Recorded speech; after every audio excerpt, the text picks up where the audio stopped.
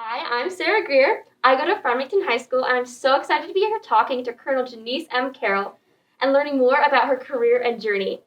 Colonel Carroll is the commander of the 75th Air Base Wing at Hill Air Force Base.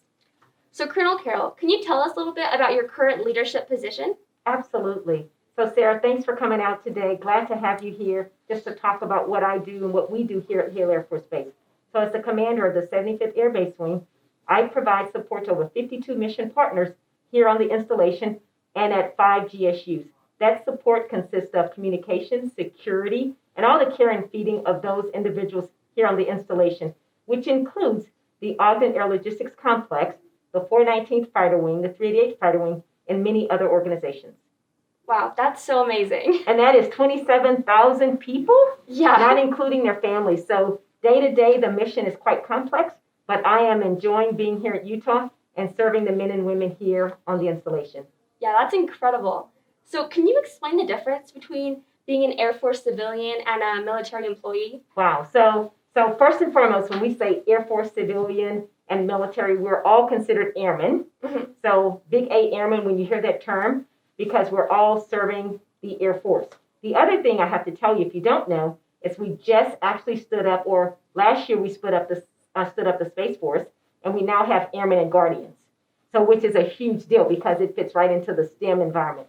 So airmen are those that go through basic training, earn and wear the uniform. That's the military airmen. Civilian airmen also go through a different level of training. Now, when you look at the big Air Force collectively, we have, although active duty airmen is a large percentage, and then we have guard. So that's another type of airmen. Those are individuals that serve at a different time, airmen. We also have reserve airmen, and we actually have a reserve fighter wing here on the installation. That's the 419th Fighter Wing. But when you get to our civilian airmen, the thing about our civilian airmen, and not employees, so call them airmen, the thing about our civilian airmen is more times than not, they are the ones that stay at a base longer than the military airmen. And they really are, though, I would say, the backbone. They are really the continuity of an installation.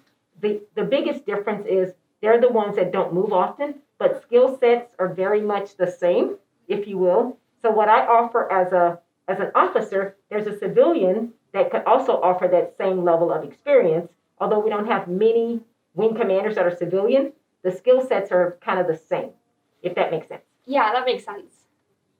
So, why is your job important to the Air Force and our nation? Wow. So that is a tough question. Why is it important? Well, I will tell you, Hill Air Force Base is the second largest base in all of the Air Force based on population and personnel. That in itself says it's a huge responsibility. So the things that we do here on the installation, so the Ogden Air Logistics Complex, I mentioned that, right? Mhm. So depot maintenance, largest depot maintenance, largest depot that we have in the Air Force, but they actually are the ones that employ most of the civilians on the installation. So that's huge for northern Utah, right? And then we have the 388 Fighter Wing and the 419th Fighter Wings. So those two fighter wings, their job is, I'll just say it's a heavy lift. It's a heavy lift because those two fighter wings actually fly the only combat coated F-35 right now in the nation, in the United States. And so that the reason my job is so complex is because I support those two organizations plus all the others, right? So when you look at the totality of what I do, as far as just, you say important, I just say it's a lot of responsibility, and it's all about giving them this sure support of the mission set. But now let's flip to the people portion. So the mission is one thing, but what about the resiliency? You know, since we've been wearing our face coverings, our mask, if you will, for about a year now, just about, because we're in March. Mhm. That's also a big, important part of what I do, keeping the base safe and secure for airmen, guardians, and their families, making sure that they can come to work every day and not have to worry about contact tracing, catching COVID. And so you see a lot of the signs across the installation that talk about wear your mask. So that's probably the thing that is the most important right now is keeping everyone safe. Because the mission, we do the mission well. It's the other piece of resiliency, keeping everyone safe, making sure there's an outing. They can go work out at the fitness center, go walk around the park, whatever it may be. So I would say it's important to make sure that I am keeping the installation safe and secure for all the men and women that serve here at Team Hill. Yeah, and that's really incredible. So, what opportunities do you have to be a mentor in your role? Wow. That is definitely a loaded question. What I will say is, most of us don't think of ourselves as mentors, right? We just think that, hey, I wear the uniform, I'm out there. What I offer is, I love talking to people and just letting them know where I came from, what I do, and always afford them an opportunity to say, if there's anything I can do. So since I've been here, I've talked to many groups, local groups. I'm actually going to talk to a ROTC detachment in Michigan in a few days. And then I have many young ladies, mainly ladies, because there's not a lot of women in uniform. And I'll pause there to say there's not a lot in uniform, but here at Team Hill, we have Brigadier General Carly von Hoffman, who, again, a female over there, and we have a female support group commander also in the 419th. So we have a lot of women in key positions here at Hill, which is a big deal. So I'm given opportunities to mentor, but I mentor men and women alike, if you will. Yeah. So I mentor everyone, but I do look at where's the women that we're developing for tomorrow to come behind us, right? Yeah, that's so important too. So why is STEM important to the Air Force? Wow. So when you say STEM important to the Air Force, so we've been doing STEM in the Air Force for a long time. And if I can take you back to weapon systems, so we call our aircraft weapon systems, science and technology and engineering and math got us there, right? So we have several organizations in the Air Force that focus on STEM. But I'll go back to right here at Hill Air Force Base, we have a thing called Starbase. Starbase is for our youth. And it's such an amazing experience if you can ever go over there. But Starbase, we start with our 5th graders, and we introduce STEM to the youth, and it's youth in the surrounding area, and we start them on that trajectory to understand STEM. So we start youth, and then we look at what else we can do to get them to really start thinking, as you said before we started this, your focus is like physics, what is it that you want to do? It's important to the Air Force because everything we do is about technology. It is truly about technology. And so some may say, well, it's just about the aircraft. It's bigger than the aircraft. And I offer that those gentlemen working on the front gate when you came in, we call them defenders, security forces. So there's innovation in their job too. How do we make sure that we secure the base using innovation? So an element of STEM goes into their job. But why is it important to the Air Force? Because everything is changing. And STEM is really where we're going. Science, technology, and math, they're a big deal.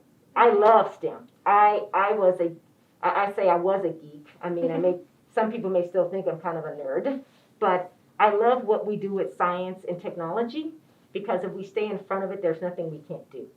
The other thing I'll tell you about the Air Force or here at Hill is we have our museum. Our museum also has a program that works with our tech colleges and our universities to really hone in on those skills when it comes to STEM, different types of STEM activities, if you will. And then here at Hill, again, as I mentioned, we have a large civilian force. A lot of those civilians that work here on the installation, they do various jobs, some computer science, some computer engineering. Many aspects of that's here, right here in your hometown. Yeah, it's crazy how widespread that STEM reaches. How many fields. It really is. Yeah. And I will tell you, we talk about organizations that oversee STEM. A lot of those are at Wright-Patterson Air Force Base in Ohio. Mm-hmm. So a lot of the things that, like right now, STEM is such a buzzword. It's really been going on for a long time. It's just that now it's being highlighted even more because it is a talent that we need in the United States. Yeah, definitely. So what STEM careers are needed at Hill Air Force Base? Wow. Whew. That's a loaded question. I do know that we need computer scientists, computer engineers. Those are kind of the top two that I am very much aware of. And we also need software engineers. So there's a spectrum, I guess, if you will, of what we need here. Mm-hmm. But that's not to say that that's all we need that's in a STEM career field because we have your engineers, and those are your engineers that do day-to-day type stuff on the base. They're also engineers that they don't work in computer science and things like that. Yeah. So what is the most challenging part of your job or the most challenging thing you've done? Wow. So right now the most challenging part is really staying safe with COVID.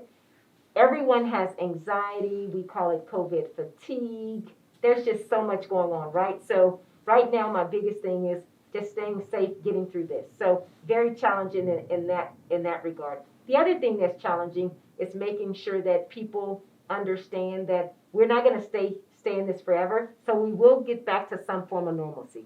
So that's the personal side. The other part that's challenging is as you look around this installation, it's been here for over 80 years, so now 81 years.